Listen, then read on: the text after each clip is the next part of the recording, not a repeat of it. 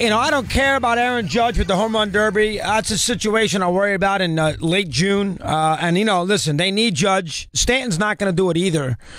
Stanton did it in Miami because he had to. Stanton's not going to show up at the home run derby. The home run derby is going to have some issues here down the road, a little bit like the slam dunk in the NBA, because once you get the big home run hitters not wanting to participate, you're going to lose. Nobody's going to want to watch Todd Bellinger hit home runs. So they are going to have to figure out how they're going to do that, because you can't have Judge and Stanton as the best home run hitters in the league, and then they don't want to fool around with the home run derby. And you can't blame them. It's taxing. Judge did not hit after last year's home run derby. He also won it last year. He's got no reason to do it again. The contest is in D.C. Both players have absolutely no connection with Washington whatsoever, or the city, or the team, nothing. The ballpark isn't that dramatic, so it's not like he's going to be able to hit a waterfall and it's going to be wow. It's a very nondescript ballpark for a park that's pretty brand new. I don't know exactly what you want Judge to do, and that's a problem that Tony Petitti, our pal, is going to have to solve at the MLB. Now, he's done a tremendous job because he's creative and he's bright and everything else. He's done a great job of figuring out a format for that home run derby, which has been successful the last 2 years. But remember, Frazier won in Cincinnati. We obviously had Judge win last year. He was the face of baseball. He's had a lot to work with. He had a home, in the last 2 or 3 years where they've had a lot of juice in it. I forget who participated in San Diego. I think Stanton won in San Diego, didn't he? I believe he did. They're not going to have that this year. So, at least as of right now. No, again, nobody cares on March 8th digging out of 3 feet of snow in New York City or in the whereabouts. Nobody gives a garbage if Aaron Judge is going to grace us with his presence on July 15th in D.C. So I get that. But it is a problem for baseball. That's almost bigger now than the game, that home run derby. It's almost bigger than the game. The game is a useless and it's a worthless game. It's past its prime. It's the only one out there. It's halfway decent compared to the other ones. The NBA, which is a joke, the football, which nobody cares about, and the hockey, it's better than those three, but that is saying virtually nothing. So from that perspective, I don't know. They need that home run derby to get some people revved up for an event in July in sports. Now, if they don't have those two players, that's an issue that they're going to have to deal with. We'll see how they do that here down the road. But right now, Judge says no. Now, the Yankees are an interesting team right now. Because, the Yankees are going to go from a lovable,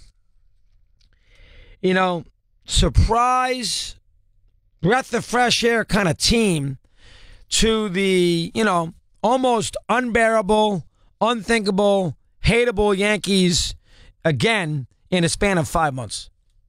And I think that is a little dangerous. And that is the one issue that I would have with the Yankees as we get ready here, 3 weeks from today, the start of the baseball season.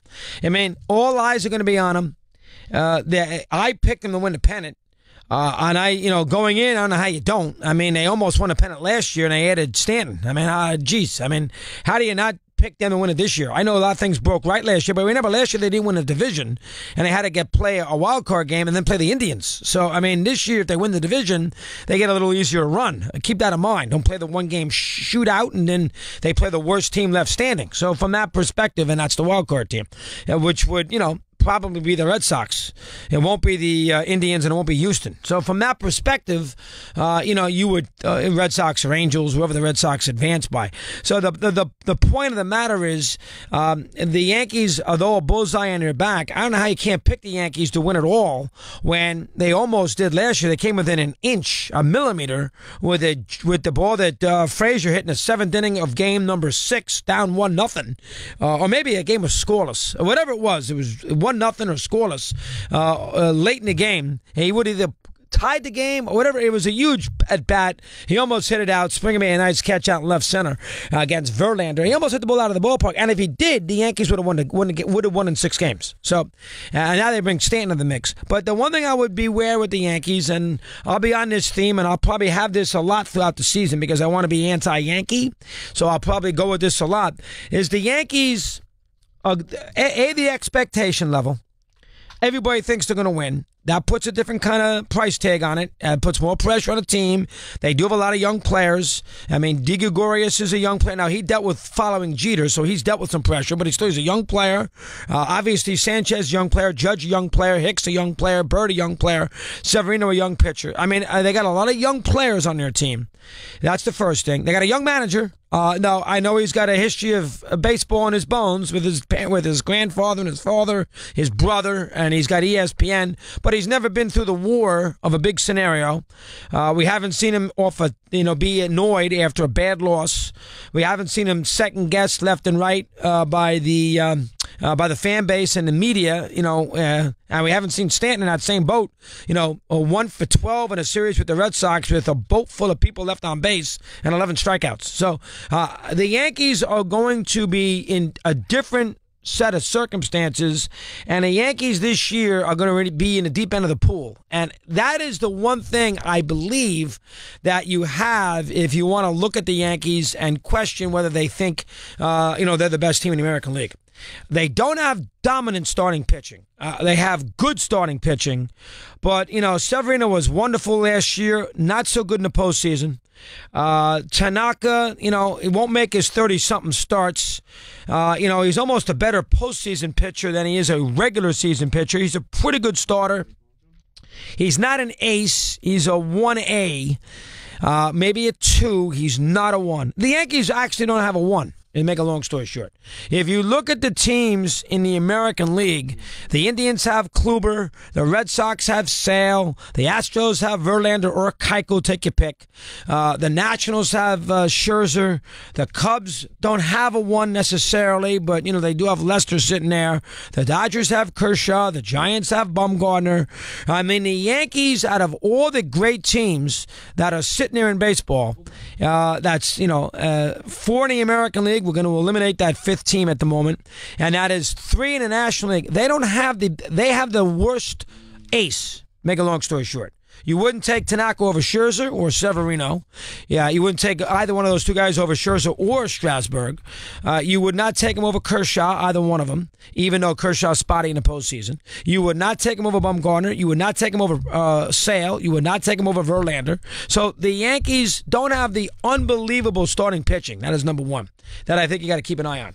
Number 2 with the Yankees is the simple fact that, with Stanton in left field, Judge in right, with so much power expected, Judge is a little streaky. He had an incredible year last year with the 52 homers, but let's not also forget that 2 years ago he struck out 1,000,000 times and 180 at bats. Don't forget that.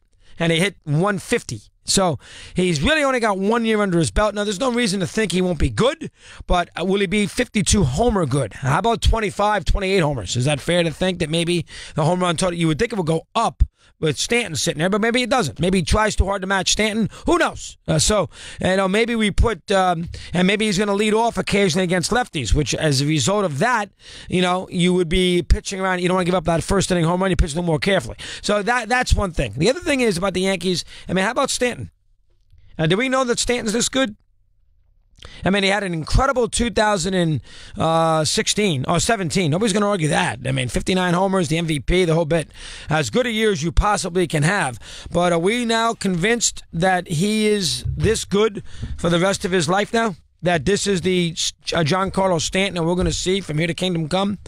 Is it fair to assume that with this guy? If he retired tomorrow, he's not a Hall of Famer. He's not a Hall of Famer. He's had a couple of really good seasons. He's been injured. Some of it not his own doing. Got hit in the face once. So you got to remember that too. Hand, the whole 9 yards. But, is he a given? A given. So the Yankees starting pitching, expectation level, some of their big players, have only done it the one time. Hicks has only done it 1 year. Judge has only done it 1 year. Sanchez, I got actually more confidence in him than I do the other guys. But you get the idea. Maybe that would concern you a little bit if you are a Yankee fan starting the year. And nobody cares about the home run derby. So the idea that Judge isn't participating, let Tony Petitti worry about that on July 13th. Bob Gallerstein has a sports bite. Calls in a sec. Mad Dog.